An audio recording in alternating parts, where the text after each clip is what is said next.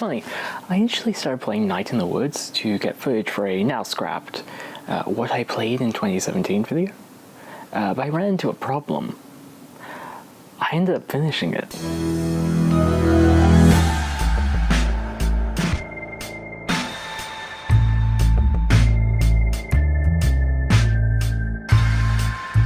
The result of a super successful Kickstarter, Infinite Falls Night in the Woods, puts you in the furry cat shoes, or I guess paws, of May Borowski, a recent college dropout who decided to come back home to her family because she doesn't really have anywhere else to go. Immediately, I have to just point out how gorgeous this game looks. I rarely like to set my own stuff as my wallpaper, but I actually have a few of my Night in the Woods screenshots as wallpapers. It's tastefully minimalist, cartoony, and really warm, except where it makes sense not to be, and as a recent fan of all things visually warm, I love it. It's also got this fairly considerable amount and really well done animation, where I often found myself at several points after a conversation waiting because I thought a character's animation was scripted as part of the conversation and not just a random idle animation. But anyway, we're back home and we're going through our life doing normal things like hanging out with our friends, practicing in our band, finding a severed limb, going to parties, you know, normal things. The game's gameplay is largely semi-open world 2D platformer split up with occasional mini-games that pretty much amount to everyday things like eating pizza and moving furniture.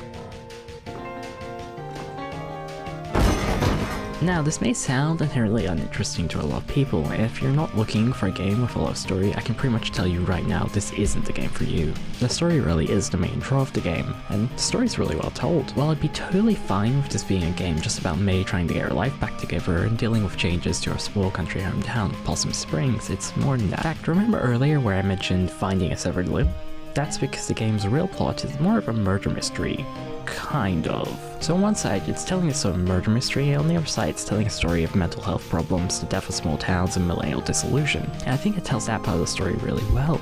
If that's not your cup of tea, it's fairly easy to ignore, and if it is your kind of thing, you can possibly interpret more of the game to be a discussion of it. As well as the game having a fantastic story, it also has a fantastic cast of characters. I love the three side characters, Angus, Bee, and Greg. I begrudgingly like May, our main character, which I'll get to in a little bit. B is a cigarette-smoking golf alligator who's initially shown to us to be incredibly serious and hardworking. Greg, on the other hand, is a happy-go-lucky fox who's portrayed as a borderline sociopathic troublemaker, but both of their characters inherently go deeper than what we get to initially see. B appears incredibly serious and like she doesn't like fun to May because she's had to quickly grow up and sacrifice a lot of things because of events that, if I mentioned, would frankly feel like a crime to spoil here. Greg, on the other hand, while portrayed as very carefree, is desperately trying to move away with his boyfriend Angus to have a better life, and only going back to his old ways because of influence from his old friend. Speaking of, Angus is a bear, and I can't decide if this is an explicit choice as a pun or completely unintentional. But let's talk about May.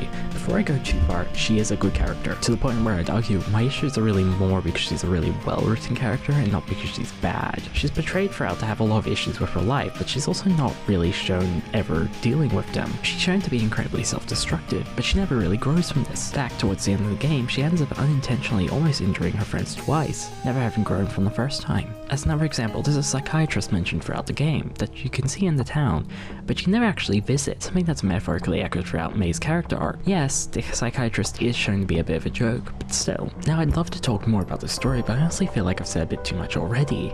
It's really a story you have to experience for yourself without hearing anything about it. That said, I do have to praise its storytelling. It's subtle and it's respectful. It never feels like it has to explain things to you as the player, instead being very in character. For instance, there's a recurring point about an incident involving May that's brought up throughout the game that isn't revealed until the end. That feels a good example. No, it explains what it was, because you know, because you're May. Clearly, as a player, you don't know, but in the universe, May does. On top of this, the game is full of moments that really start to make a lot of sense as you play more of the game, including the gorgeous stream sequences. Also, I have to say this game has really good attention to sound design.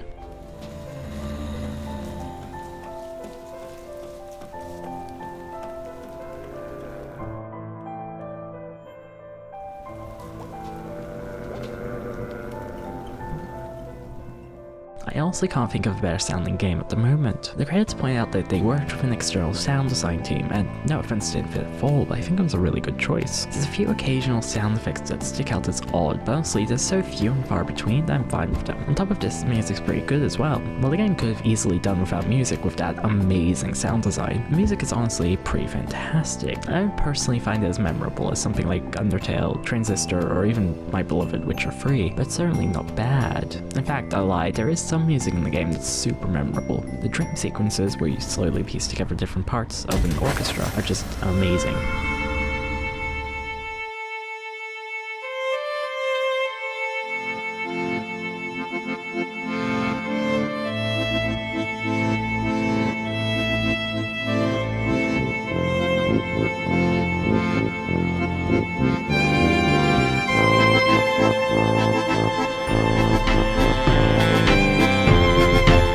Performs fantastically, but honestly I don't think anyone's surprised by that. Even the max port is pretty good, staying around 60 FPS on my MacBook Pro during the few times I played it on it. That said, the game does have some inherent issues. There's no cloud saving, nor is there multiple save files. It's a bit annoying that if I want to start from the beginning I either have to use a different computer or delete my save. Also worth mentioning is the fact that the game is best played with a controller. I played with a keyboard, not that it matters, but a mechanical PC keyboard. I also briefly played with an Xbox 360 controller, and it's seriously the better way. Things like the bass playing scenes where you awkwardly need to play Guitar Hero with the number keys, or the slightly annoying physics puzzles make this painfully noticeable. All in all, I recommend Night in the Woods. Sure, it's got its downsides, but I think its pros all outweigh the cons. It's honestly fantastic, and I'm not afraid to say it's one of the best of 2017. It's honestly up there with the greats, and I can't wait to see what Infinite Fall comes out with in the future.